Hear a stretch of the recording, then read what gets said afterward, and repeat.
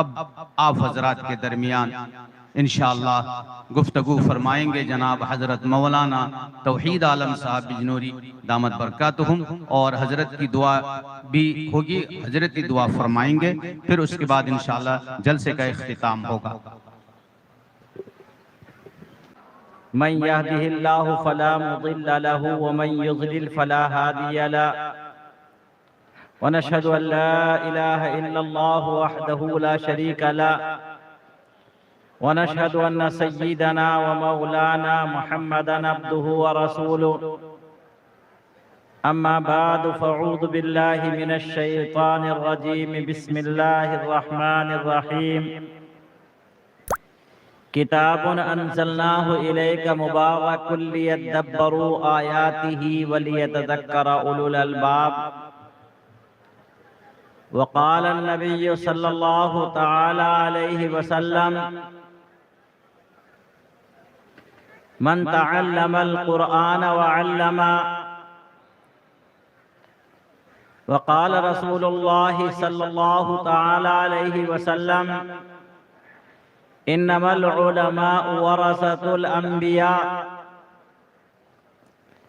وان الانبياء لم يورثوا دينارا ولا درهما، وانما ورثوا العلم، فمن اخذه اخذ بحظ وافر، او كما قال رسول الله صلى الله تعالى عليه وسلم. وہ معزز تھے زمانے میں مسلمان ہو کر، اور ہم خوار ہوئے تارق قرآن ہو کر. فضول سمجھ کر بجھا دیا جن کو، فضول سمجھ کر بجھا دیا جن کو، وہی چراغ جلاؤ تو روشنی ہوگی. میرے معزز قابل احترام حضرات علماء اکرام، بزرگوں، نوجوان ساتھیوں، پیارے بچوں، اور جہاں تک میری آواز پہنچ رہی ہے میری ماں اور بہنوں، اگرچہ آپ لوگوں کی زبان جس کو آپ عام طور پر بولتے اور سمجھتے ہیں وہ میں نہیں جانتا. اس زبان سے میں ناواقف ہوں، اور جس زبان کو میں بولتا ہوں امید ہے کہ آپ لوگ سمجھیں گے، لیکن اگر پوری سمجھ میں نہ آئے تو پھر بھی خاموشی سے سنتے رہیں. اس مجمع کی سعادت اور برکت تو کم سے کم حاصل ہوگی. میرے بزرگوں، آپ لوگوں کے جذبات دیکھ کر کے میری آنکھوں میں آنسو آ گئے، بلا مبالغہ کہتا ہوں. جب ہم لوگ آئے تو بہت دور سے ایسا استقبال کیا گیا، وہ آپ کے دلی جذبات تھے.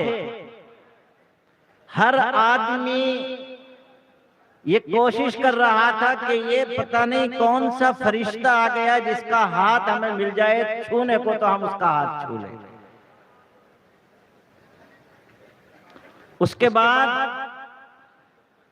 ابھی بھی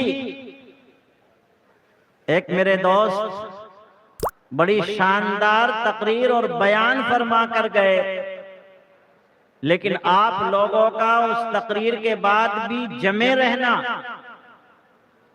اور مجھ جیسے کم علم کی بات سننے کے لیے بیٹھے رہنا، یہ بھی آپ کے دلی جذبات کی بات ہے. ابھی حضرت مفتی محمد یحییٰ صاحب دامت برکاتہم نے بہت بڑی بڑی باتیں کہیں.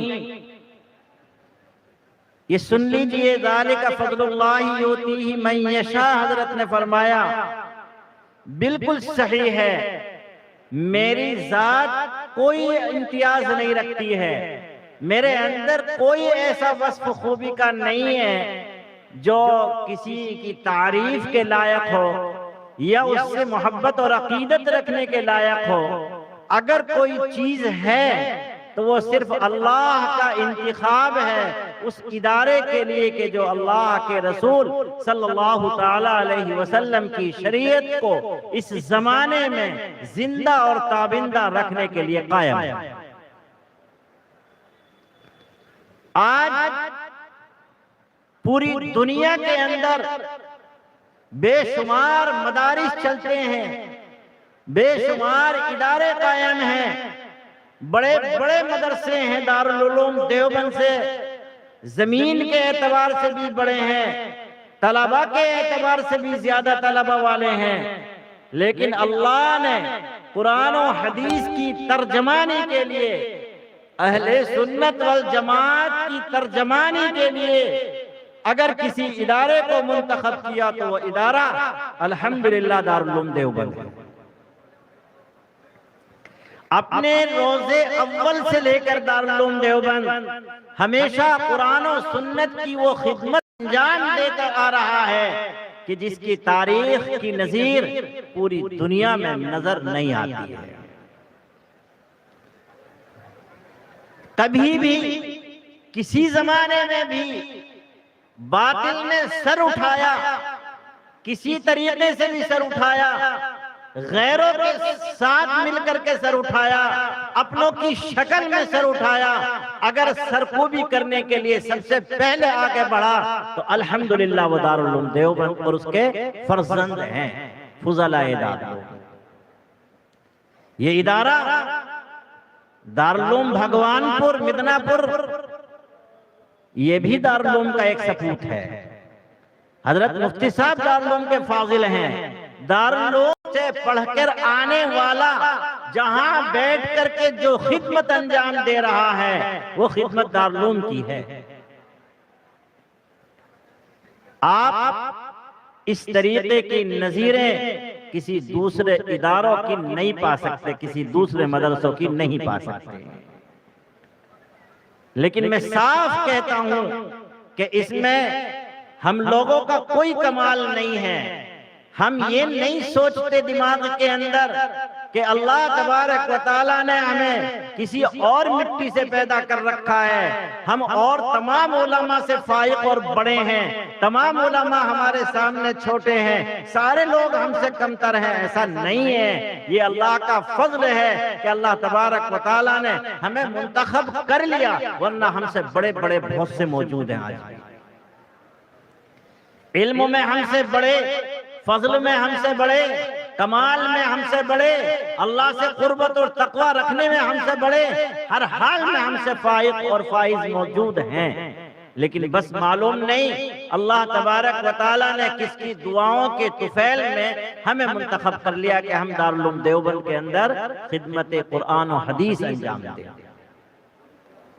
خیر، یہ تمہیدی بات کے بعد یہ جو اسٹیج پر میرے دونوں جانب یہ پگڑی باندھے ہوئے حفاظ نظر آ رہے ہیں، یہ وہ افراد ہیں، یہ وہ اشخاص ہیں کہ جنہیں اللہ تبارک و تعالیٰ کی ذات اقدس نے اپنے کلام کی حفاظت کے لیے منتخب فرمایا۔ اللہ کا کلام قرآن مقدس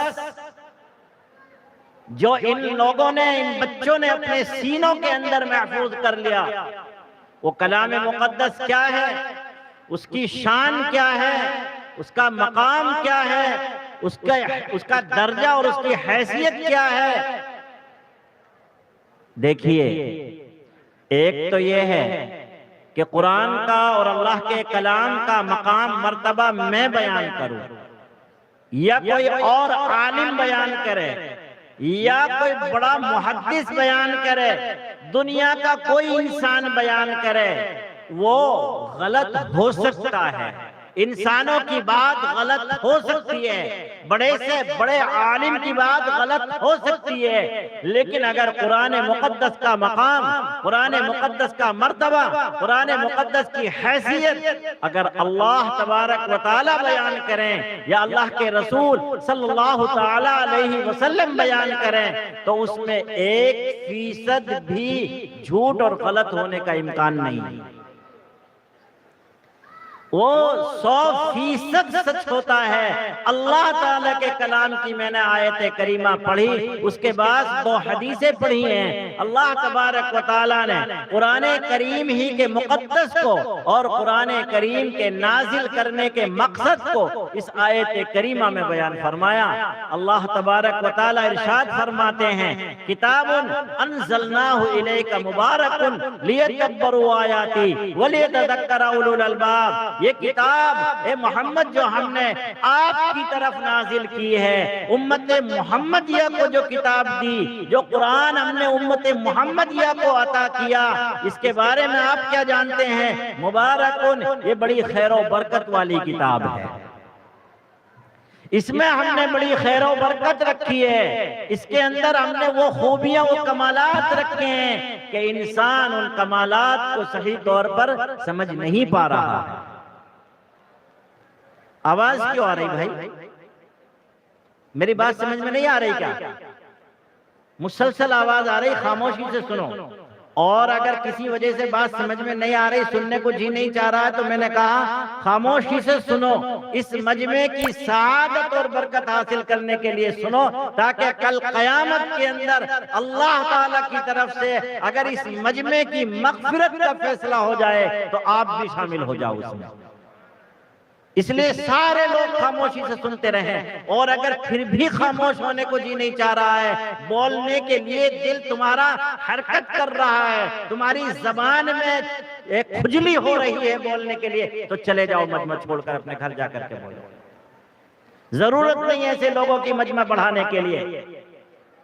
اگر اس مجمع میں رہنا ہے، سن لو غور سے، بری لگے تو میرے سامنے مجھے آ کر کے تھپڑ مار دینا، اگر اس مجمع میں رہنا ہے، دعا تک رہنا ہے تو خاموشی سے رہو، ورنہ چلے جاؤ۔ میں مفتی صاحب سے معذرت کر لوں گا تو آپ نے میں نے ایسے کیوں کہا ہے، لیکن شور مچانے والوں کی ضرورت نہیں ہے، نہ خود سنیں نہ دوسروں کو سننے دیں، اور اگر قریب کے چھوٹے بچے شور مچا رہے ہوں تو ان پر تنبیہ کر کے خاموش کر دیں، ان کو بولنے نہ دے، کسی کو بھی خاموشی سے سنتے رہو بات۔ کچھ دیر کی بات ہے، بات کہہ کر کے ختم ہو جائے گی، سب چلے جانے اپنے اپنے گھر، خوب بولتے رہنا پوری رات دن، لیکن اس وقت تو خاموشی سے سنتے رہو۔ تو اللہ تعالیٰ کہہ رہے ہیں کہ تم قرآن مقدس کی، اس کلام الہی کی، اس کلام ربانی کی برکتوں کو، رحمتوں کو سمجھتے ہو یا نہیں سمجھتے ہو؟ ہم نے اس میں کتنی برکتیں رکھی ہیں، ہم نے اس میں کتنی رحمتیں رکھی ہیں، ہم نے اس کا مقام مرتبہ کتنا بلند و بالا بنایا ہے۔ سنو، مسلمان کہتے ہیں ہاں قرآن میں بڑی برکت ہے۔ کیسے برکت ہے؟ کہ جب ہم اپنا کوئی نیا مکان بناتے ہیں تو قرآن کی تلاوت کرواتے ہیں، بلا کر کے بچوں کو قرآن پڑھوا کر دعا کراتے ہیں برکت کے لیے۔ اگر ہم گھر بناتے ہیں، دکان بناتے ہیں تو قرآن کی آیتوں کے اسٹیکر لے کر کے اپنے دیواروں پر، دروازوں پر لگا دیتے ہیں برکت کے لیے۔ ہماری گاڑی اگر ہے تو گاڑی کے لیے ایک اسٹیکر گاڑی کے سامنے لٹکا دیتے ہیں جس پر قرآن کی آیت لکھی رہتی ہے تاکہ ہماری گاڑی میں برکت رہے۔ اگر کوئی بیماری ہو جائے تو قرآن کی آیت پڑھ کر کے ہم دم کروا لیتے ہیں کسی مولانا صاحب سے، یا قرآن کا کوئی تعویذ لکھ کر کے ہم گلے میں لٹکا لیتے ہیں یا ہاتھ میں باندھ لیتے ہیں۔ ہم قرآن کی برکت کو خوب جانتے ہیں۔ یا اگر ہمارا کوئی قریبی رشتہ دار انتقال کر جائے تو ہم قرآن پڑھ کر کے اس کے لیے ایصال ثواب کرتے اور کراتے ہیں۔ ہم قرآن کی برکت کو خوب جانتے ہیں۔ بزرگوں، نوجوانوں، قرآن کریم کی اس برکت کو اللہ بیان نہیں کرتا ہے، یہ مقاصد حاصل ہو جاتے ہیں۔ قرآن پڑھو گے برکت ہوگی، قرآن پڑھو گے گھر سے فتنے دور ہوں گے، قرآن پڑھو گے بیماریاں ختم ہوں گی، قرآن پڑھو گے تو شر اور فتنے سے بچتے رہو گے، قرآن پڑھو گے تو حادثات سے تمہاری گاڑیاں محفوظ رہیں گی۔ قرآن کی برکت سے یہ سارے مقاصد اگرچہ حاصل ہو جاتے ہیں، لیکن اللہ ان چھوٹے چھوٹے مقاصد کو بیان نہیں کرتا۔ یہ تو دنیا کے فائدے ہیں، اللہ دنیا کے فائدے بیان نہیں کرتا قرآن کریم کے اندر۔ اللہ فرماتے ہیں یہ کتاب برکت والی ہے، اس کی برکت کیا ہے وہ قرآن سے یا حدیث سے معلوم ہوں گی۔ کیا برکتیں ہیں؟ آپ نے سنا ضرور ہوگا، لیکن غور کر کے سنیں ذرا کہ قرآن کی برکتوں کا حال یہ ہے کہ قرآن کریم کے ساتھ جس کا تھوڑا سا بھی تعلق ہو جاتا ہے، اللہ تعالیٰ اس کو پوری دنیا اور آخرت میں سب سے اونچا مقام عطا فرما دیتے ہیں، جس کا قرآن سے تعلق ہو جاتا ہے۔ لہذا قرآن کریم مکہ اور مدینے کی دو بستیوں میں نازل ہوتا ہے۔ قرآن کریم کچھ مکے میں نازل ہوتا ہے، ان سورتوں کو مکی کہا جاتا ہے۔ قرآن کریم کچھ مدینے میں نازل ہوتا ہے، ان سورتوں کو مدنی سورتیں کہا جاتا ہے، مدنی آیتیں کہا جاتا ہے۔ یہ دو بستیاں ایسی مقدس بستیاں ہیں جو قرآن کریم کے نازل ہونے کے مقامات ہیں، اس لیے قرآن کریم کے برکت کی وجہ سے ان بستیوں کا کیا مقام ہے کہ مکہ المکرمہ کے اندر اگر انسان ایک عبادت کر لے تو 1,00,000 عبادتوں کے برابر ثواب ملتا ہے۔ ایک رکعت نماز پڑھ لی 1,00,000 رکعتوں کے برابر نماز ثواب ملے گا۔ 2 رکعت پڑھ لی تو 2,00,000 نمازوں کے برابر ثواب ملے گا۔ یہ ہے قرآن کریم کی برکت۔ مدینہ المنورہ میں اگر آدمی ایک عبادت کر لے تو اللہ تبارک و تعالیٰ اسے 50,000 عبادتوں کے برابر ثواب عطا فرماتے ہیں۔ یہ قرآن کریم کے نزول کی برکت ہے ان دونوں بستیوں کے اندر کہ ان کا مقام عام شہروں سے، عام بستیوں سے، عام مقامات سے اتنا بڑھا دیا گیا کہ 1,00,000 عبادتوں کے برابر، 50,000 عبادتوں کے برابر ان بستیوں کے اندر ثواب ملتا ہے۔ اور سنتے جائیے، قرآن کریم سے تعلق ہوا ایک زمانے کا، ایک خاص زمانے کا۔ اس زمانے کے لیے اللہ تعالیٰ نے کیسی برکت عطا فرمائی۔ شہر رمضان الذی انزل فیہ القرآن، رمضان کا مہینہ وہ مہینہ ہے جس کے اندر قرآن کریم نازل کیا گیا، تو اللہ نے رمضان کو کیا برکت عطا فرمائی؟ فرمایا کہ سید شہور، تمام مہینوں کا سردار رمضان بن گیا۔ 12 مہینے اللہ کی طرف سے ہیں، 12 میں رمضان سب کا سردار ہے۔ رمضان کی سرداری کی وجہ اللہ خود بیان فرما رہے ہیں، شہر رمضان الذی انزل فیہ القرآن۔ قرآن کریم کے نزول کی ابتدا اور قرآن کریم پورا کا پورا ایک مرتبہ میں لوح محفوظ سے سمائے دنیا پر نازل ہوتا ہے۔ شب قدر کی رات میں اللہ تبارک و تعالی اس رات کا مقام اور مرتبہ اتنا بڑھا دیتے ہیں کہ اس رات کو 1000 مہینوں کی عبادت سے بڑا مقام عطا فرماتے ہیں۔ انا انزلناہ فی لیلۃ القدر، لیلۃ القدر خیر من 1000 شہر، کہ ہم نے قرآن کریم کو شب قدر میں نازل کیا۔ اور شب قدر کے بارے میں آپ کو کیا معلوم؟ شب قدر 1000 مہینوں سے افضل ہے۔ اللہ تعالیٰ بیان کر رہے ہیں، میں نہیں بیان کر رہا ہوں، کوئی اور دنیا کا انسان نہیں بیان کر رہا، اللہ بیان فرما رہے ہیں کہ اس ایک رات کا مقام 1000 مہینوں سے بڑا ہو جاتا ہے۔ لہذا اگر کسی انسان کو شب قدر میں عبادت نصیب ہو جائے تو 1000 مہینوں میں جتنا عبادت کا ثواب ملے گا اس سے زیادہ ثواب شب قدر کی ایک رات کی عبادت کا بڑھ جائے گا۔ وجہ قرآن کریم نازل ہوا شب قدر کے اندر، اس لیے اللہ نے یہ مقام بڑا بنایا ہے۔ اور سنتے جائیے، قرآن کریم کو اللہ تعالیٰ کی طرف سے لے کر اترنے والا فرشتہ حضرت جبریل علیہ السلام ہیں، جو نبی علیہ السلام کے پاس لے کر آتے ہیں۔ لہذا حضرت جبریل علیہ السلام قرآن لے کر آتے ہیں، اس لیے ان کا مقام سید الملائکہ، تمام فرشتوں میں سب سے افضل مقام ہو گیا، سب کے سردار ہو گئے حضرت جبریل علیہ السلام۔ فرشتے انسانوں سے بہت زیادہ تعداد میں ہیں۔ ایک روایت میں آتا ہے فرشتوں کی تعداد کتنی ہے، غور سے سنو۔ ایک روایت میں آتا ہے کہ جیسے انسانوں کے لیے خانہ کعبہ ہے، جس کا ہم حج کرنے جاتے ہیں، جس کے چہار جانب ہم طواف کرتے ہیں، یہ تو انسانوں کا قبلہ ہے، یہ انسانوں کا کعبہ ہے۔ بالکل اسی طرح اللہ تبارک و تعالیٰ نے آسمانوں کے اوپر بیت العزت نام کا ایک قبلہ فرشتوں کے لیے بنا رکھا ہے، اور وہ فرشتے اس کا طواف کرتے ہیں۔ روایت میں آتا ہے کہ روزانہ 70,000 فرشتے بیت العزت کا طواف کرتے ہیں، اور جس فرشتے نے ایک مرتبہ طواف کر لیا اسے دوبارہ طواف کرنے کا موقع قیامت تک نہیں ملے گا۔ 70,000 روزانہ طواف کرتے ہیں، تو فرشتوں کی تعداد کتنی ہوئی؟ ما یعلم جنود ربک الا ہو۔ آپ کے رب کے لشکروں کی تعداد اللہ کے علاوہ کوئی نہیں جانتا کتنے اللہ کے لشکر ہیں، کتنا اللہ کا یہ فرشتوں کا لشکر ہے۔ تو ان تمام تعداد جو فرشتوں کی ہے، سب کے سردار حضرت جبریل علیہ السلام کو بنایا گیا۔ وجہ یہ کہ یہ قرآن کو لے کر اترنے والا فرشتہ ہے۔ قرآن کریم حضرت نبی پاک صلی اللہ تعالیٰ علیہ وسلم کی ذات اقدس پر نازل ہوتا ہے، اس لیے آپ جانتے ہیں کہ نبی پاک صلی اللہ تعالیٰ علیہ وسلم کا مقام سید الانبیاء والمرسلین، سید ولد آدم، تمام اولاد آدم کے سردار، تمام انسانوں کے سردار، تمام انبیاء کے سردار، تمام رسولوں کے سردار حضرت نبی پاک صلی اللہ تعالیٰ علیہ وسلم ہے۔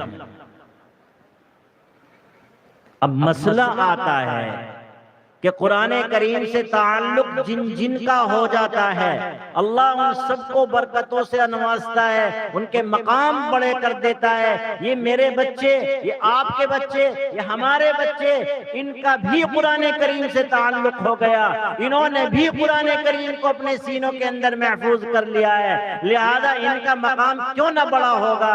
اس لیے آج تمام علماء نے ان کے سروں کے اوپر کے بعد یہ شہادت دی آپ سب لوگوں کے درمیان میں کہ یہ آج سے اللہ کی کتاب کے حافظ ہو گئے۔ حافظ اللہ کا ایک نام ہے، لہذا اللہ کا نام ان بچوں کو مل گیا آج سے۔ یہ بچے اللہ کی صفت کے حامل ہو چکے ہیں۔ اللہ حافظ قرآن، انا نحن نزلنا الذکر وانا لہ لحافظون۔ اللہ کہتے ہیں قرآن ہم نے اتارا، ہم ہی حفاظت کرنے والے ہیں۔ تو اللہ اپنے آپ کو کہہ رہا ہم حافظ ہیں، اور یہ بھی آج سے حافظ ہیں۔ تو جو صفت اللہ کی تھی وہ صفت آج ان بچوں نے اپنے اندر پیدا کر لی، اور ان تمام علماء ربانیین نے، ان تمام بزرگ ہستیوں نے، جن کا اللہ جانتا ہے کتنا بڑا مقام ہے، کون سے ایسے ہیں کہ جن سے مصافحہ ملانے سے اللہ مغفرت کر دیتا ہے، کون سے ایسے ہیں جن کی زیارت کی بنا پر اللہ مغفرت کر دیتا ہے۔ ان تمام علماء ربانیین نے ان بچوں کے سروں کے اوپر یہ پگڑی باندھنے کے بعد یہ شہادت دے دی ہے کہ آج سے یہ بچے اللہ کی ایک صفت کے حامل ہو چکے، اور یہ بھی حافظ ہو گئے جیسے اللہ حافظ ہے۔ اللہ تبارک و تعالیٰ کے کلام سے تعلق ہونے کی بنا پر یہ مقام ان کا ایک ہو گیا۔ صرف یہی نہیں ہے، ایک حدیث میں آتا ہے کہ حافظ قرآن من قرأ القرآن وعمل به، جس نے قرآن کو پڑھا اور اس پر عمل بھی کیا، یہ بچے غور سے سنیں، قرآن کو صرف پڑھ لینے سے فضیلت حاصل نہیں ہوتی، قرآن کو یاد کر لینے سے صرف فضیلت حاصل نہیں ہوتی، قرآن کے احکام پر عمل کرنا ہے۔ لہذا قرآن میں جن چیزوں کو حلال اور جائز کہا گیا ان پر عمل کرنا ہے، اور جن چیزوں کو حرام اور ناجائز کہا گیا ان سے بچتے رہنا پوری زندگی۔ یہ ہے قرآن کے اوپر عمل کرنا، قرآن کو سینوں میں حفاظت بھی کرنی ہے، قرآن کے احکام پر عمل بھی کرنا ہے۔ اگر یہ بات پائی جائے گی کہ بچہ پڑھے گا بھی قرآن کریم کو اور اس کے اوپر عمل بھی کرے گا، تو اس کے لیے یہ ہے کہ اس سے کہا جائے گا جنت کے اندر اقرأ وارتقی، قرآن کی آیتیں پڑھتا جا اور جنت کے درجات پر چڑھتا جا۔ فَإِنَّ مَنزِلَتَكَ عِنْدَ آخِرِ آیَةٍ تَقْرَؤُهَا، تیرا آخری مرتبہ وہی ہوگا جو تیری آخری آیت ہوگی جس کو تو پڑھے گا۔ قرآن پاک کے اندر 6666 آیتیں ہیں۔ اگر یہ بچہ، یہ تمام بچے، تمام حفاظ اگر قرآن کو حفظ کرنے کے بعد اس پر عمل کرتے رہیں اور اسی طرح دنیا سے چلے جائیں اور جا کر کے جنت کے اندر پھر قرآن کریم محفوظ تھا پڑھتے چلے جائیں، تو ان کا مقام 6666 درجے اوپر ہوگا۔ 2-4 درجے نہیں، 100-200 درجے نہیں، 1000 تو 1000 نہیں، 6000 اوپر، اور پھر 600 اوپر، اور پھر 66 اوپر، 6666 درجے اوپر ہو جائے گا ان بچوں کا مقام جنہوں نے قرآن کو پڑھا، اس پر عمل کیا۔ اگر عمل نہیں کریں گے، یاد رکھو او حافظو، تم سنو غور سے، تمہارے ماں باپ بھی ہوں گے یہاں، تمہارے سرپرست بھی ہوں گے یہاں، اگر قرآن کو سینوں میں محفوظ تو کر لیا لیکن قرآن پر عمل نہیں کیا، داڑھی منڈانے لگے، لباس شرعی چھوڑ دیا، حرام کھانے لگے، حلال کا حرام کا فرق چھوڑ دیا، اگر تمہاری زندگی اور ایک عام آدمی کی زندگی میں فرق نہیں رہا تو یاد رکھو یہ فضیلت نہیں، پھر اللہ کی سزا بھی ہو سکتی ہے۔ فضیلت حاصل کرنے کے لیے ضروری ہے کہ قرآن کے احکام پر عمل کریں۔ ایک حدیث میں آتا ہے کہ جس بچے نے قرآن کریم کو حفظ کر لیا تو قیامت کے دن اس کے والدین کو ایسا تاج پہنایا جائے گا، جو تاج اتنا روشن ہوگا، اتنا روشن ہوگا کہ یہ جو سورج چمکتا ہے، جو ہمارے گھروں میں جس کی روشنی آتی ہے، اس سے بھی زیادہ روشن ہوگا وہ تاج۔ قیامت کے دن ایسا تاج پہنایا جائے گا، لوگ رشک کریں گے کہ یہ جن کے سروں پر تاج ہے یہ انبیاء ہیں، یہ اولیاء ہیں، یہ قطب، یہ ابدال ہیں، یہ شہداء ہیں۔ تب فرشتے بتائیں گے کہ نہ یہ انبیاء ہیں، نہ یہ قطب اور ابدال ہیں، نہ یہ اولیاء ہیں، بلکہ یہ وہ خوش نصیب والدین ہیں کہ جنہوں نے محنت کر کے اپنے بچے کو حافظ قرآن بنایا تھا۔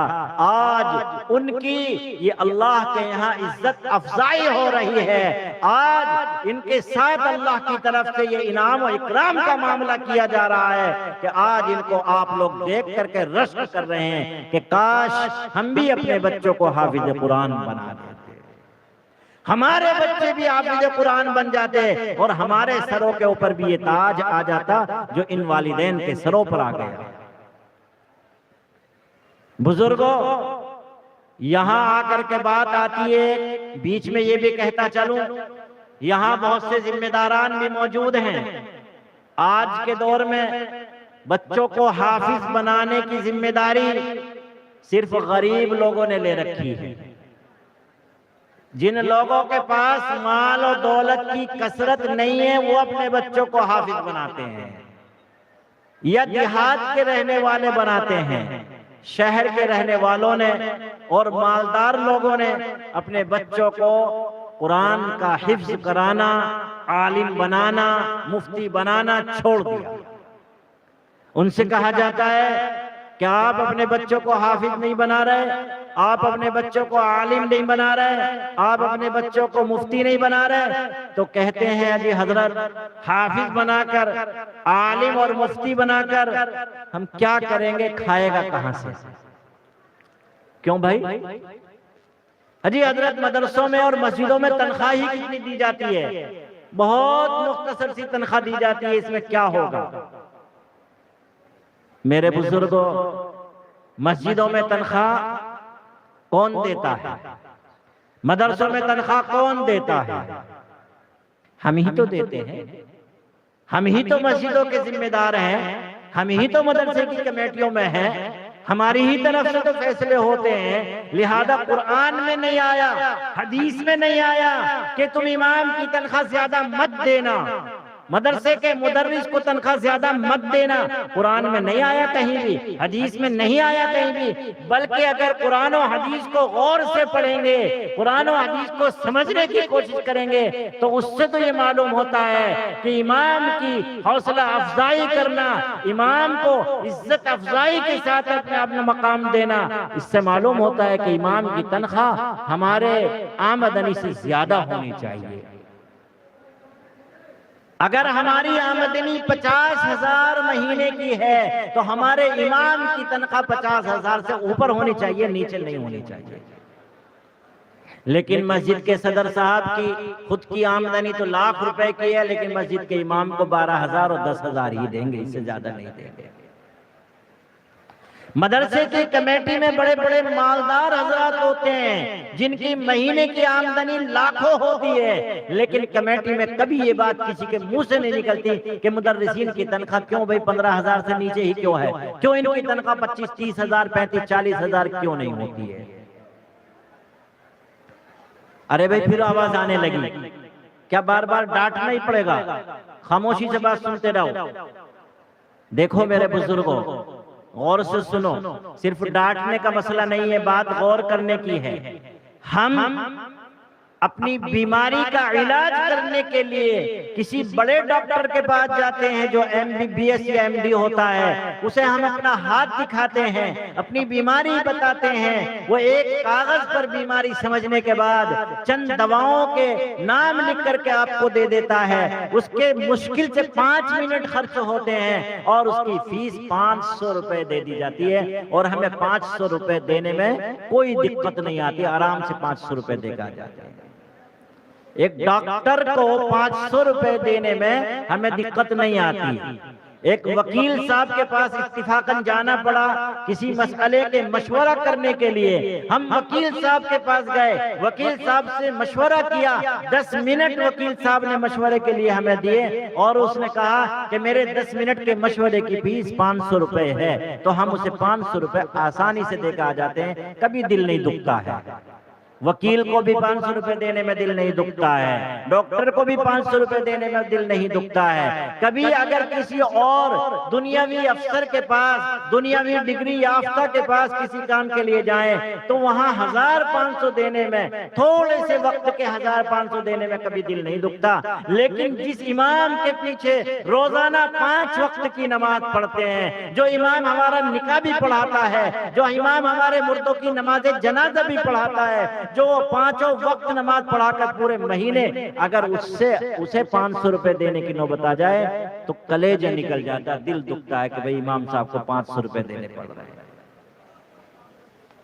وہ دنیاوی کاموں کے لیے 500 روپے دینا آسان ہے، لیکن دین کے نام پر 500 روپے مہینے میں دینا بھی مشکل ہوتا ہے۔ ورنہ کون سا محلہ ایسا ہے کہ جس محلے کے اندر 50-60 آدمی نہ رہتے ہوں، اگر ہر آدمی 500 روپے مہینے دینا طے کر لے کہ ہم پورے مہینے نماز پڑھتے ہیں، ہم اپنے امام کو 500 روپے مہینہ دیا کریں گے، تو 50 آدمیوں کے 500 مل کر 25,000 ہو جاتے ہیں، 60 آدمیوں کے 500 مل کر کے 30,000 ہو جاتے ہیں۔ تو امام کی تنخواہ 25-30,000 ہو جائے، 35-40,000 ہو جائے، تو پھر مالدار لوگ بھی اپنے بچوں کو حافظ اور عالم اور مفتی بنانا شروع کر دیں گے۔ بلکہ آپ غور کریں، سوچیں ذرا، ہم بہت سوچ رہے ہیں اس مسئلے میں، ہم غور بہت کر رہے ہیں، لیکن ہمارے بس میں نہیں ہے۔ آج ایک بچہ بنتے بنتے عالم بنتا ہے، اس کے 12-10 سال لگ جاتے ہیں اس چیز میں، وہ عالم بن کر جب عالم بنتا ہے تو وہ بھی یہی سوچتا ہے کہ مدرسے میں جا کر پڑھاؤں گا تو تنخواہ 10-12 ہزار ملے گی، مسجد میں امامت کروں گا تو تنخواہ 10-12 ہزار ملے گی، اس سے کوئی اور کام ڈھونڈنا چاہیے، لہذا وہ امتحانات دینے شروع کر دیتا ہے، وہ کالجوں میں پہنچ جاتا ہے، تو ایک ہمارا بنایا عالم کالج کی بھیٹ چڑھ جاتا ہے، وہ کالج کا ہو کر رہ جاتا ہے، اس کا لباس بدل جاتا ہے، اس کا چہرہ مورا بدل جاتا ہے، اس کا رہن سہن بدل جاتا ہے۔ ایک بچے پر 12-13 سال محنت مدرسے نے کی تھی، لیکن وہ کالج کا ہو جاتا ہے، وجہ وہی تنخواہ کی کمی ہے۔ اگر ہم نے اماموں کی تنخواہ 25-30 اور 35 ہزار کرنی شروع کر دی، اگر ہمارے مدرسوں کے اندر مدرسین کی تنخواہ 35-40-25 ہزار ہونے لگی، تو یاد رکھو اس کا الٹا ہونے لگے گا کہ ایک بچہ جو کالج پڑھتے پڑھتے 10ویں تک پہنچا، 12ویں تک پہنچا، وہ سوچے گا کہ ڈگری لی اور ڈگری لینے کے بعد ملازمت کا ملنا کوئی ضروری نہیں، سرکاری ملازمت تو ملتی نہیں۔ ابھی ایک بچے کے پاس کئی ڈگریاں تھیں، اسے سرکاری ملازمت، سرکاری ٹیچری مل رہی تھی، ٹیچر، تو اس سے کہا گیا کہ 35 لاکھ روپیہ رشوت کے دے دو تو تمہیں نوکری مل جائے گی۔ 35 لاکھ کس آدمی کے پاس ہوگا بھائی رشوت دینے کے لیے، لہذا اس نے وہ سرکاری ملازمت نہیں لی۔ تو سرکاری ملازمت اگر ملتی ہے تو اتنی رشوت دینے کے بعد ملتی ہے، ورنہ ملتی نہیں۔ تو وہ بچہ جو 10ویں اور 12ویں تک پہنچے گا، وہ جب دیکھے گا کہ تنخواہ کیا نام نوکری ملنا کوئی ضروری نہیں ہے، لہذا وہ سوچے گا اس سے تو بہتر ہے کہ ہم بھی عالم بن جائیں، تاکہ کم سے کم 25-30 ہزار 35 ہزار کی نوکری تو مل ہی جائے گی۔ لہذا پھر یہ ہوگا کہ کالج کے طلبہ مدرسوں کی طرف آنے لگیں گے۔ اب جو مدرسوں کے طلبہ کالج کی طرف جا رہے ہیں، ماحول پلٹ جائے گا میرے بزرگوں، اس لیے ماحول کو بدلنے کی ضرورت ہے۔ قرآن کا حکم نہیں ہے، حدیث کا حکم نہیں ہے کہ اماموں کی تنخواہ کم ہونی چاہیے، مدرسے کے مدرسین کی تنخواہ کم ہونی چاہیے، یہ کسی قرآن و حدیث کا حکم نہیں، یہ ہمارا ماحول ہے، ہم نے بنایا ہے، اس طریقے کا ماحول بنا دیا کہ آج غریب ہی بچے پڑھتے ہیں، مالدار بچے ادھر آنے کو تیار نہیں۔ اس ماحول کے ذمہ دار ہم خود ہیں، اس لیے ذمہ دار بھی سن رہے ہیں، بڑے لوگ بھی سن رہے ہیں، اور کریں یہ ماحول ہم نے بنایا، اس ماحول کو بدلنے کی ذمہ داری بھی ہماری ہوتی ہے۔ یہ بیچ میں بات آ گئی، اس کے بعد اللہ تبارک و تعالیٰ آگے فرماتے ہیں، قرآن کی برکت کی بات ہوئی، لیکن جو اصل مقصد بیان کرنے کا ہے وہ یہ ہے، اللہ تبارک و تعالیٰ فرماتے ہیں کہ یہ قرآن نازل کیوں کیا گیا، قرآن کے نازل کرنے کا مقصد کیا ہے۔ اللہ فرماتے ہیں لِيَدَّبَّرُوا آیَاتِي وَلِيَتَذَكَّرَ أُولُو الْأَلْبَابِ، تاکہ قرآن کی آیات میں غور کرے امت، یہ انسان قرآن کی آیات میں غور کرے، قرآن کا علم حاصل کرے کہ قرآن میں اللہ نے بیان کیا فرمایا ہے۔ قرآن میں اللہ نے پچھلے لوگوں کے واقعات بیان کیے، ان کو کسی کو نعمتوں سے نوازا اور کسی پر اللہ کے عذاب اور اللہ کی سختیاں آئیں، تو وجہ کیا بنی، کیوں اللہ کی نعمتیں ملی اور کیوں اللہ کی پکڑ اور سختی اور عذاب آیا، اس میں غور کرے انسان۔ قرآن میں اللہ نے آئندہ کے واقعات بیان کیے کہ قیامت آئے گی، قیامت میں ایسے ایسے احوال آئیں گے، قیامت کے بعد اللہ تعالیٰ نے 2 مقام جنت اور جہنم کے بنا رکھے ہیں، جنت میں کیا کیا نعمتیں ہیں، جہنم میں کیسے کیسے عذاب ہیں، ان چیزوں کو بھی انسان غور کرے تاکہ انسان جنت کے حاصل کرنے کی کوشش کرے، جہنم سے بچنے کی کوشش کرے۔ لیدبروا آیاتی کے اندر یہ بھی آتا ہے۔ نیز اللہ نے ماضی کے واقعات، گزرے ہوئے واقعات کے علاوہ اور آئندہ کے واقعات کے علاوہ بہت سے احکام بیان فرمائے ہیں۔ قرآن کے اندر تقریباً 500 آیات احکام کی ہیں، اللہ حکم دیتے ہیں، نماز پڑھو اللہ کا حکم ہے، زکوٰۃ دو اللہ کا حکم ہے، روزہ رکھو اللہ کا حکم ہے، حج کرو اللہ کا حکم ہے، اللہ پر ایمان لاؤ، قیامت پر ایمان لاؤ، نبیوں پر ایمان لاؤ، کتابوں پر ایمان لاؤ، فرشتوں پر ایمان لاؤ، اچھے برے تقدیر پر ایمان لاؤ، بعد الموت پر ایمان لاؤ، یہ اللہ کے احکامات ہیں۔ سچ بولو، جھوٹ سے بچتے رہو، یہ اللہ کے احکام ہے۔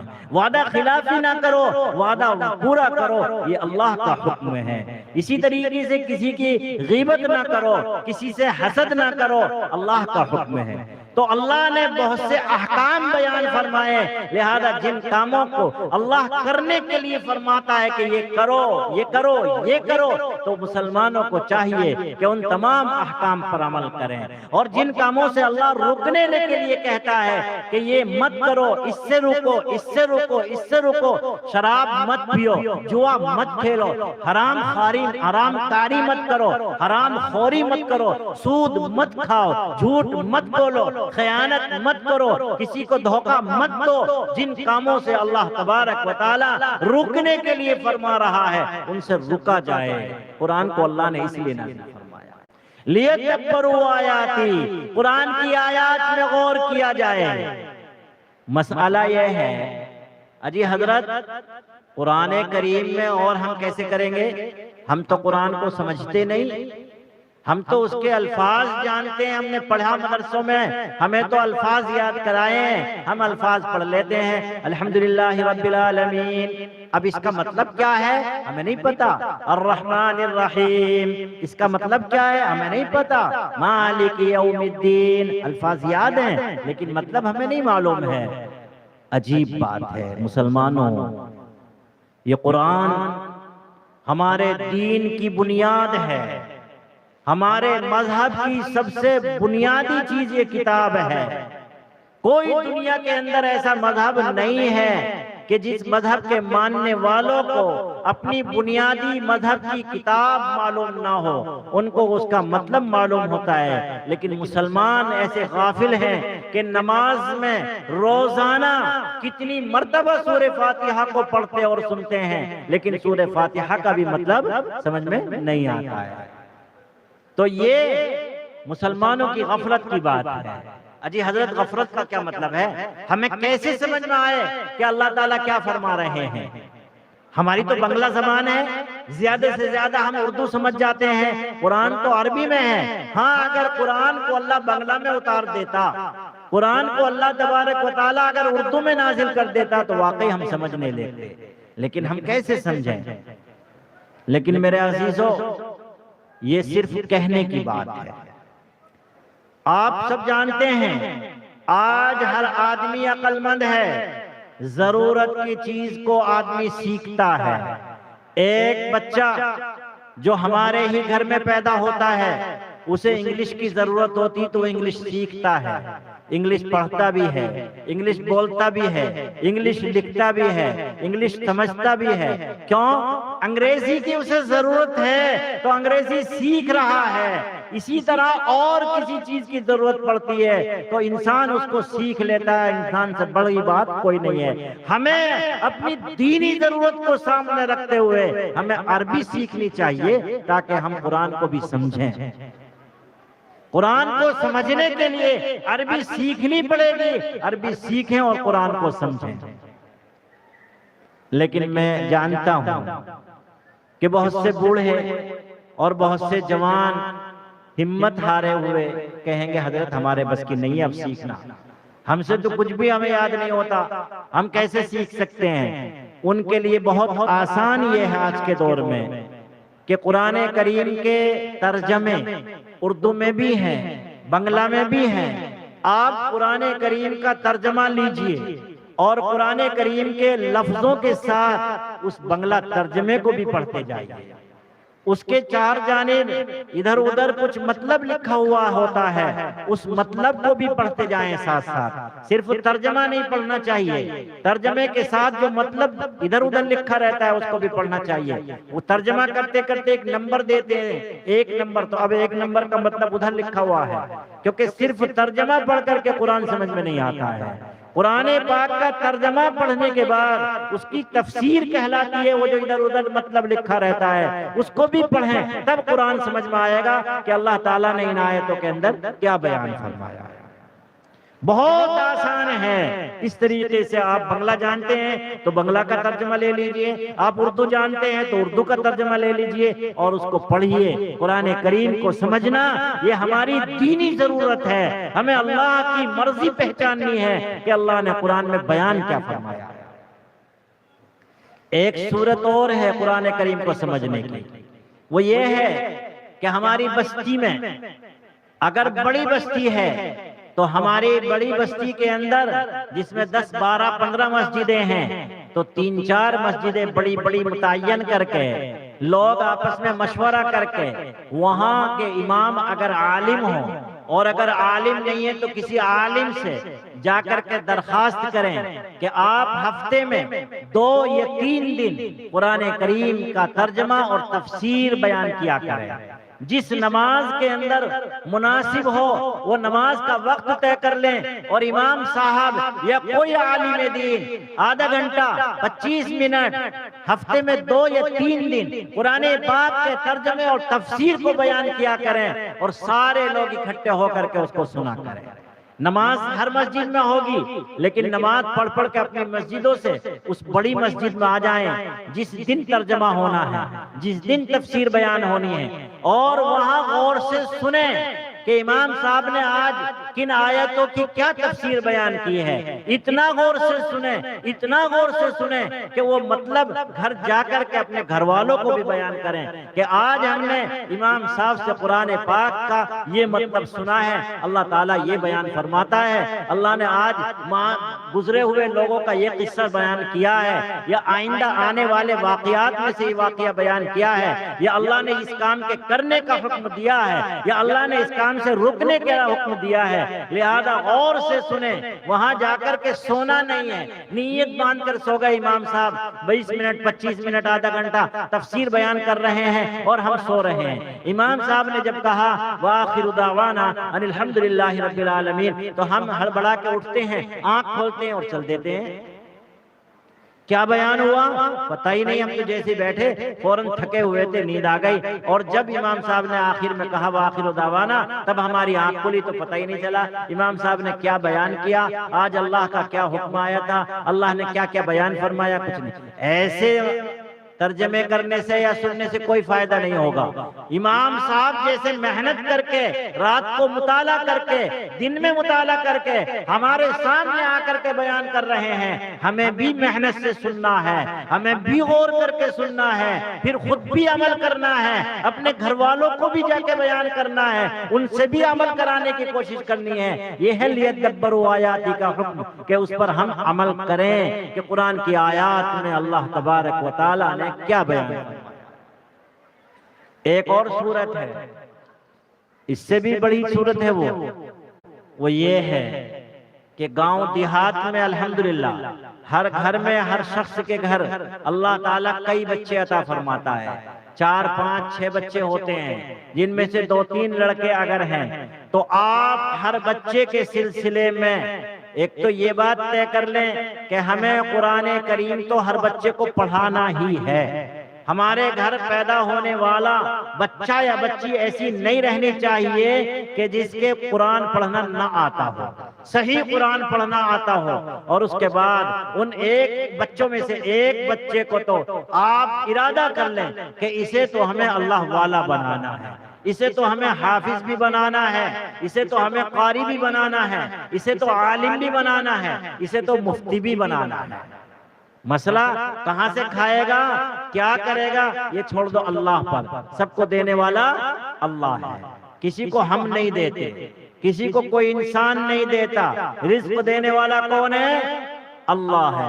ان اللہ هو الرزاق، اللہ ہی رزق دینے والا ہے، لہذا جیسے اور بچوں کو اللہ دے گا انشاءاللہ ہمارے اس حافظ اور عالم کو بھی اللہ دے گا۔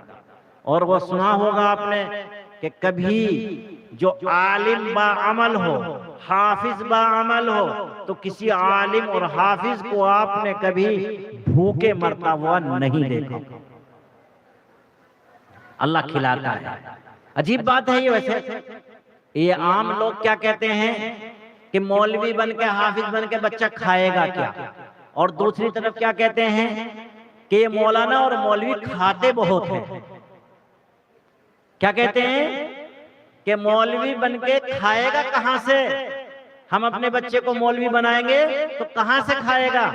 اور جب دوسروں کو مولوی دیکھتے ہیں تو کہتے ہیں کہ یہ مولوی ملا کھاتے بہت ہیں، ان کے پیٹ بڑے موٹے موٹے ہوتے ہیں، ان کے اوپر چربی چڑھی رہتی ہے، ان کے گال موٹے موٹے ہوتے ہیں، گردنیں پھولے ہوئے ہوتے ہیں، یہ تو بڑا کھاتے ہیں۔ ارے اللہ کھلا رہا ہے، تم لوگوں نے تو یہ سوچ لیا تھا کھائے گا کہاں سے، انہیں تو اللہ کھلا رہا۔ جہاں جاتے ہیں تو دسترخوان بچھا ہوا ملتا ہے، مرغ مسلم ملتے ہیں کھانے کے لیے، یہ اللہ کی کتاب، اللہ کے دین کی برکت کی وجہ سے ملتا ہے۔ تو اس لیے آپ اپنے بچوں کے بارے میں یہ پہلے سوچ لیں کہ جب یہ بچہ اللہ کے دین میں لگے گا تو اللہ تعالیٰ اسے بھوکا کیوں مارے گا بھائی؟ میں چھوٹا سا ایک واقعہ سناؤں۔ میرا ایک بچہ 3.5 سوا 3 سال کا تھا، اس نے اپنی ماں سے ضد کی کہ میں روزہ رکھوں گا۔ اس کی ماں نے کہا بیٹا تو ابھی بہت چھوٹا ہے، ابھی 3.25 سال کا بچہ ہے، کہ بیٹے روزہ رکھنے سے تم بیمار پڑ جاؤ گے۔ بچہ کیا جواب دیتا؟ میرے بچے کا واقعہ بیان کر رہا ہوں۔ بچہ جواب دیتا ہے امی اللہ کے لیے روزہ رکھوں گا اور اللہ بیمار کر دے گا مجھے۔ روزہ اللہ کے لیے رکھ رہا ہوں، اللہ بیمار کر دے گا، یہ کیسے ہو سکتا ہے؟ لہذا جب ہم نے اپنے بچے کو اللہ کے دین کے لیے چھوڑ دیا، اللہ کی کتاب حفظ کرنے کے لیے چھوڑ دیا، اللہ کے قرآن و حدیث کا علم حاصل کرنے کے لیے چھوڑ دیا، تو اللہ تعالیٰ اسے بھوکا کیوں مارے گا بھائی؟ اور اسے اچھا دے گا کھانے کو انشاءاللہ۔ کہنے دیجئے تھوڑا سا کہتا چلتا ہوں۔ ایک مرتبہ ایک بڑے دنیاوی سروس مین سے ایک مولوی کی ملاقات ہوتی ہے، میرے ہی دوست ہے وہ۔ اس کی تنخواہ لاکھ سے بھی اوپر تھی، تقریباً 2.25 لاکھ روپیہ۔ اور ان مولانا صاحب کی تنخواہ کتنی تھی؟ جب ملاقات ہو رہی ہے اس زمانے میں تنخواہ اس کی 10,000 کے اندر تھی، 10,000 بھی پوری نہیں تھی۔ اور یہ مولانا صاحب جس نماز میں بھی دیکھیں تو مسکراتے ہوئے نظر آئے، ہنستے ہوئے، کوئی غم نہیں، کوئی چہرے پہ پریشانی کے آثار نہیں، ہمیشہ مسکراہٹ ہے چہرے پہ، کھلا ہوا چہرہ ہے۔ اس آدمی سے رہا نہیں گیا، اس نے مولانا کا ہاتھ پکڑ کر کے بیٹھ گیا، کہنے لگا مولانا صاحب آپ کی تنخواہ کتنی ہے؟ آپ کبھی پریشان نظر نہیں آتے، آپ تو مسکراتے نظر آتے ہیں، ایسا لگتا ہے کہ آپ کی تنخواہ لاکھوں میں ہوگی۔ مولانا نے کہا ارے بھائی صاحب لاکھوں میں کہاں، ہماری تنخواہ تو بہت کم ہے۔ پھر بھی مولانا بتائیے کتنی تنخواہ آپ کی؟ تو انہوں نے سوچا کہ اگر پوری 6-7 ہزار بتاؤں گا تو زیادہ کم ہو جائے گی۔ انہوں نے کہا کہ ایسی ہے 10,000 کے آس پاس۔ انہوں نے کہا 10,000 کل، اور 10,000 روپے میں، 10,000 ٹکے میں آپ ایسے خوش نظر آتے ہیں، کبھی پریشان نظر نہیں آتے۔ میری تنخواہ تو لاکھوں روپے ہے، 1 لاکھ سے بھی زائد ہے، 2 لاکھ کے آس پاس ہے، لیکن میں ہمیشہ پریشان رہتا ہوں۔ بھائی کیوں پریشان رہتے ہو؟ تو وجہ کیا ہے پریشانی کی؟ اور مولوی صاحب کے خوش رہنے کی وجہ کیا ہے؟ اللہ تبارک و تعالی نظام اسی طریقے کا بنا دیتا ہے۔ جس آدمی کی تنخواہ 1.5-2 لاکھ ہوتی ہے، اس کے بچے عام اسکولوں میں نہیں پڑھتے ہیں۔ وہ کہتا ہے کہ میرے 2 بچے ہیں، صرف 2 ہی بہت ہیں، ان کا ہی خرچہ پورا نہیں ہوتا، اور دونوں بچے انگلینڈ اور لندن میں پڑھ رہے ہیں، دونوں کی فیس 50-50 ہزار روپے مہینہ جاتی ہے۔ 1 لاکھ تو وہاں چلے گئے، باقی جتنے بھی 70-75 ہزار روپے بچے ہوئے ان کا کیا حال ہے بھائی؟ تو ان کا حال یہ ہے کہ میں چونکہ ایک اچھی سروس میں ملازمت میں ہوں، لہذا میں VIP علاقے میں رہ سکتا ہوں، میں عام علاقے میں رہنا پسند نہیں کرتا۔ لوگوں کے یہاں انسلٹ ہوگی میری، لوگ مجھے بے عزت سمجھیں گے، اور میرا گھر عام علاقے میں تھا، اس لیے میں نے اس گھر کو تو بیچ دیا، وہ تو بہت سستا بکا۔ میں نے VIP علاقے کے اندر مکان لیا جو بڑا مہنگا ملا ہے، اس کی قسط جاتی ہے ہر مہینے 25,000 روپے، تو اس کی قسط چلی جاتی ہے۔ پھر میں نے اپنے تمام قریبی دوستوں کو دیکھتے ہوئے ایک اچھی والی گاڑی لی۔ ایک تو تھی 4-5 لاکھ کی گاڑی مل جاتی، لیکن 4-5 لاکھ کی گاڑی میں چلنے تو توہین ہوتا ہے کہ 2.25 لاکھ روپے کی تنخواہ، اور گاڑی کیسی ہے 5-6 لاکھ روپے کی۔ اس لیے میں نے 40 لاکھ روپے والی گاڑی لی، اس کی قسط میں چلے جاتے 25,000 روپے مہینہ۔ بچتے ہیں کل 25,000 میرے پاس. اس 25,000 کا حال یہ ہے کہ مہینے کے 5 سے 10,000 روپیہ تو میری بیوی کا بیوٹی پارلر کا خرچ ہے. بیوٹی پارلر پہ میری اہلیہ جاتی ہے تو 10 سے 5,000 روپے تو مہینے کے وہاں چلے جاتے ہیں. اس کے علاوہ اگر سر میں درد ہوتا ہے، نزلہ ہوتا ہے، کھانسی ہوتی ہے، بخار ہوتا ہے، تو ہم 10 روپے کے ڈاکٹر سے دوا نہیں لیتے. ہم اس ڈاکٹر کے پاس جاتے ہیں جس کی فیس ہی 500 روپے دیکھنے کی ہوتی ہے، اور اس کے بعد مزید 500 روپے کی ایک دن کی دوا لکھ کے دیتا ہے. تب ہماری بخار کا اور نزلے کا علاج ہوتا ہے. تو اس طرح ہمارے مہینہ پورا ہونے سے پہلے پیسے ختم ہو جاتے ہیں اور ہمارے چہرے پر پریشانیاں نظر آنے لگتی ہیں. مولانا نے کہا کہ دیکھو بھائیے، ہماری تنخواہ بہت تھوڑی ہے لیکن اللہ اسی میں برکت دیتا ہے کہ ہماری بیوی کبھی بیوٹی پارلر پر نہیں جاتی.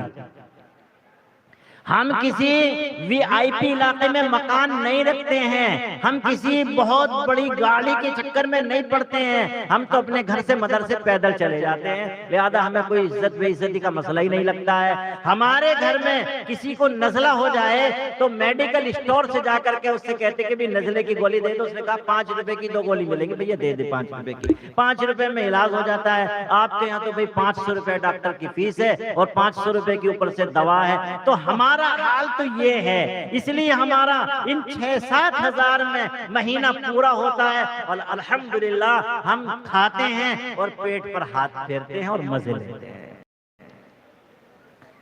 تو بزرگوں یاد رکھو، اللہ کی کتاب پڑھنے کے لیے آپ اپنے بچوں میں سے ایک کو خاص کر دیں اور اس کو اپنی آخرت کے لیے تیار کریں. ہم سارے بچوں کو دنیاوی تعلیم دلائیں، ڈگریاں دلائیں، وہ آپ کے دنیا میں کام آئیں، لیکن ایک بچہ کم سے کم ایسا ہونا چاہیے جو ہماری آخرت میں کام آ جائے. ہمارے مرنے کے بعد ہمارے لیے ایصال ثواب کرتا رہے، ہمارے مرنے کے بعد ہمارے لیے دعائیں مغفرت کرتا رہے. اگر اتفاق ہمارے لیے اللہ کی طرف سے نجات کا فیصلہ نہ ہو تو وہ بچہ ہماری شفاعت کر کے ہمیں جنت میں داخل کرا سکے. ایک بچے کو آپ اپنے عالم دین اور قرآن کا حافظ بنائیے، اس لیے کہ حافظ قرآن کے بارے میں آپ جانتے ہیں کہ حافظ قرآن 10 ایسے لوگوں کی شفاعت کرے گا جن کے بارے میں اللہ کی طرف سے جہنم کا فیصلہ ہو چکا ہوگا. تو قرآن کے سمجھنے کے لیے آپ اپنے بچے کو تیار کیجئے. آپ کا بچہ عالم بنے گا، آپ کا بچہ مفتی بنے گا، اور اس سے آپ پھر کہہ سکتے ہیں کہ بیٹا آپ دنیا کو پڑھائیں، آپ دنیا میں تقریر کریں، آپ دنیا کو سمجھائیں، لیکن ہفتے میں 1-2 دن اپنے تمام گھر والوں کو بیٹھ کر بھی قرآن پاک سمجھایا کریں. قرآن پاک کے اندر اللہ تعالیٰ یہ بیان فرماتا ہے، قرآن پاک کے اندر اللہ تعالیٰ یہ بیان فرماتا ہے. تو اس قرآن کے نازل کرنے کا مقصد یہ ہے لیتدبروا آیاتی، تاکہ قرآن کی آیات میں غور کیا جائے اللہ کیا بیان فرما رہے ہیں، اور اس کے بعد اس کے مطابق عمل کیا جائے. وَلِيَتَذَكَّرَ أُولُو الْأَلْبَابِ، عقل مند لوگ نصیحت حاصل کرتے ہیں، یعنی عمل کرتے ہیں جو کچھ اللہ تعالیٰ ان واقعات میں بیان فرما رہے ہیں، جو احکام بیان فرما رہے ہیں. میں نے 2 حدیثیں بھی پڑھی تھیں، ان دونوں حدیثوں کا مطلب بھی علم کی فضیلت ہے. خیرکم من تعلم القرآن وعلمہ، تم میں سب سے بہتر وہ ہے جو قرآن کریم کو پہلے سیکھے اور پھر دوسروں کو سکھائے. وہ اللہ کے نبی فرماتے ہیں وہ آدمی اللہ کے نزدیک سب سے بہتر ہوتا ہے. اس کے پاس مال نہ ہو کوئی بات نہیں، اس کے پاس گھر بہت اچھا نہ ہو کوئی بات نہیں، دنیا کے اندر اس کا کوئی مقام مرتبہ نہ ہو کوئی بات نہیں، لیکن وہ قرآن کو پہلے پڑھنے والا بعد میں دوسروں کو پڑھانے والا ہے تو اللہ کے ہاں اس کا مقام بہت بڑا ہے. دنیا کے مقام کی کوئی ضرورت نہیں، اللہ کے ہاں اس کا مقام بہت بڑا ہے. ایک حدیث دوسری پڑھی تھی میں نے، فرمایا تھا کہ یہ علماء نبیوں کے وارث ہیں، نبیوں کے جانشین ہیں، نبیوں والا کام کرنے والے ہیں. اور نبیوں کی وراثت پیسوں میں نہیں چلتی، زمین جائیداد میں نہیں چلتی، دراہم و دنانیر میں نہیں چلتی، نبیوں کی وراثت تو علم میں چلتی ہے. لہذا جو علم حاصل کر لیتا ہے سمجھ لو اس نے بہت کچھ حاصل کر لیا. جس نے علم حاصل کر لیا اس نے بہت کچھ حاصل کر لیا. اس کے نزدیک یہ دنیا کی دولت کوئی حیثیت نہیں رکھتی، دنیا کا مقام کوئی حیثیت نہیں رکھتا، دنیا کی شہرت کوئی حیثیت نہیں رکھتی، اس کے پاس تو اللہ نے علم کی دولت عطا فرما دی ہے۔ تو میں نے یہ 2 حدیثیں بھی پڑھی تھی، شعر پڑھا تھا، وہ معزز تھے زمانے میں مسلمان ہو کر، اور ہم خار ہوئے تارک قرآن ہو کر۔ حضرات صحابہ رضی اللہ عنہم کے بارے میں علامہ اقبال کہتے ہیں کہ اللہ تعالیٰ نے مسلمان صحابہ کو عزت عطا فرمائی تھی، کیوں؟ اس لیے کہ وہ پکے مسلمان تھے، قرآن پر عمل کرتے تھے، حدیث پر عمل کرتے تھے۔ اور آج کا مسلمان یہ ذلیل ہو رہا ہے، حقیر ہو رہا ہے، دنیا کی نظروں میں پست ہو رہا ہے، کیوں؟ اس نے قرآن پر عمل کرنا چھوڑ دیا ہے۔ اس لیے میرے بزرگوں، یہ مجلس قرآن کے نام پر ہوئی، قرآن ہی کے حوالے سے شعر پڑھا گیا، قرآن ہی کے حوالے سے آیت پڑھی گئی، قرآن ہی کے حوالے سے حدیثیں پڑھی گئی، اور وہ دوسرا شعر بھی فضول سمجھ کر بجھا دیا جن کو، وہی چراغ جلاؤ تو روشنی ہوگی۔ ہم نے دین پر عمل کرنا فضول سمجھ لیا تھا، اس کو چھوڑ دیا، اس لیے آج ہم در در کے بھکاری بنے ہوئے ہیں، ہر در پر جھکتے ہیں۔ لیکن اگر آج پھر ہم وہی چراغ جلا لیں، اسی قرآن پر، اسی حدیث پر، اسی دین پر عمل کرنے لگیں، تو انشاءاللہ پھر ہماری زندگی میں روشنی ہو جائے گی، اور پھر ہم دنیا کے در پر جھکنے سے محفوظ ہو جائیں گے۔ اللہ تبارک و تعالی عمل کی توفیق عطا فرمائے۔ بزرگوں، اگر بات سمجھ میں آئی ہو، بات سمجھانے کے لیے بہت آسان انداز سے بیان کی گئی ہے، اگر بات سمجھ میں آئی ہو تو اس پاکیزہ مجمع کے اندر جو قرآن کے نام سے منعقد کیا گیا مجمع ہے، ارادہ کریں، پختہ ارادہ کریں، اللہ کا نام لے کر ارادہ کریں، انشاءاللہ ان باتوں پر عمل کریں گے۔ ارادہ کریں، وعدہ کرنا، ایک مولوی صاحب نے بتایا وعدہ مت لیا کرو، اس لیے کہ وعدہ کر لے اور عمل نہ کریں تو پھر گناہگار ہوتا ہے آدمی، وعدہ خلافی ہو جاتی ہے۔ لیکن ارادہ تو کر سکتا ہے آدمی، ارادہ کریں کہ جو باتیں آج کی اس مجلس میں کہی گئی ہیں، اللہ ان تمام باتوں پر ہمیں عمل کرنے کی توفیق عطا فرمائے۔ دعا بھی کریں، ارادہ بھی کریں، میں نے جو بات کہی ان پر بھی، مجھ سے پہلے جو بات کہی گئی ان پر بھی، اور مدرسے کے ذمہ داروں نے جن مقاصد کو سامنے رکھ کر کے یہ جلسہ منعقد کیا، آپ سب لوگوں کے اکٹھا ہونے کا انتظام کیا، دور دور سے علماء کو بلایا، ان کے اللہ تعالیٰ مقاصد کو بھی پورا فرمائے، اور اللہ اپنی شان کے مطابق ان کو بہتر بدلہ عطا فرمائے۔ حضرت مفتی صاحب کی عمر میں، عمل میں، علم میں، ہر طریقے کی خیر میں برکت عطا فرمائے، ان کو دین دنیا کی سعادتوں سے مالا مال فرمائے، اور جتنے لوگ ان کے تعاون کرنے میں ان کے ساتھ لگے رہے، چاہے انہوں نے مال سے تعاون کیا ہو، چاہے انہوں نے اپنی جان اور وقت سے تعاون کیا ہو، چاہے ان کے مشوروں سے عمل ملا ہو، لہذا جن لوگوں نے بھی تعاون کیا، اللہ ان سب کو اپنی شان کے مطابق بہتر بدلہ عطا فرمائے، دونوں جہان کی سعادتوں سے مالا مال فرمائے، آمین۔ وآخر دعوانا الحمدللہ۔